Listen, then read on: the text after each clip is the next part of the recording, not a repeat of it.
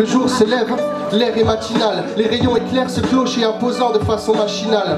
Entre les montagnes, les ruelles sont enclavées et ostensiblement ornées de petits pavés.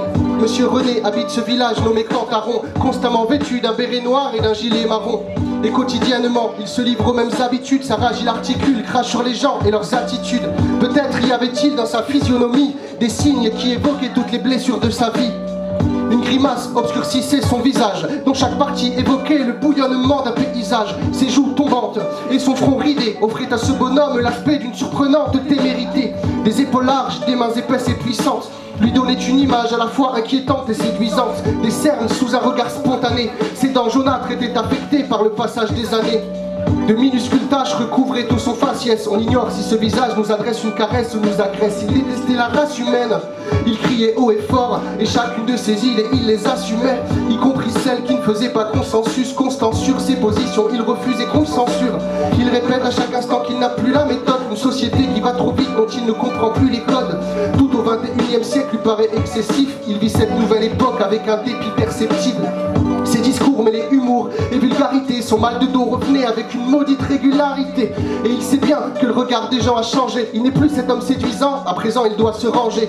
Bonhomme obtus et fier, comme un téméraire, chaque jour aux mêmes horaires, il effectuait le même itinéraire. Il s'efforçait de traîner sa maigre carcasse, parcourant la distance qui le séparait du bar de la place. Un vieux bistrot, fréquenté par des impertinents, surplombé d'un écriteau qui scintillait par intermittence. On attendait l'arrivée de René comme une attraction, dans cet endroit triste dont il était la seule distraction. Les clients y étaient tous habitués, et attendaient son arrivée matinale comme un rituel. Là, tous ensemble, ils jouaient au loto, parlaient des codes des chevaux, se racontaient les derniers ragots. Il détestait la race humaine, il criait haut et fort, et chacune de ses idées, il les assumait, y compris celles qui ne faisaient pas consensus. Constant sur ses positions, il refusait qu'on le censure. Il répète à chaque instant qu'il n'a plus la méthode. Une société qui va trop vite dont il ne comprend plus les codes. Tout au 21e siècle lui paraît excessif. Il vit cette nouvelle époque avec un dépit perceptible. Ensuite, il achète son journal traditionnel, va s'asseoir sur un banc afin de jouir des rayons du soleil. Il se perdait dans les recoins sombres de sa mémoire, se remémorant avec regret ses trophées et ses déboires. Sa vie passée, il la chérissait comme un talisman, depuis son entrée dans ce qu'on appelle processus du vieillissement.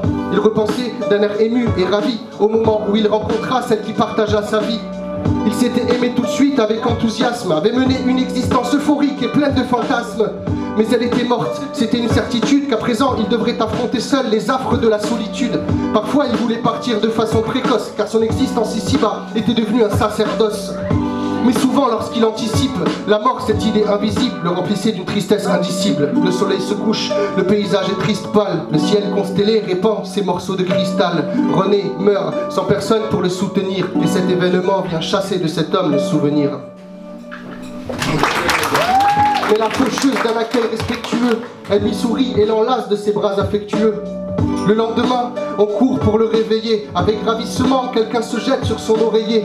C'était sa femme qui pleurait à chaudes larmes. Ils étaient enfin réunis dans le royaume de l'au-delà.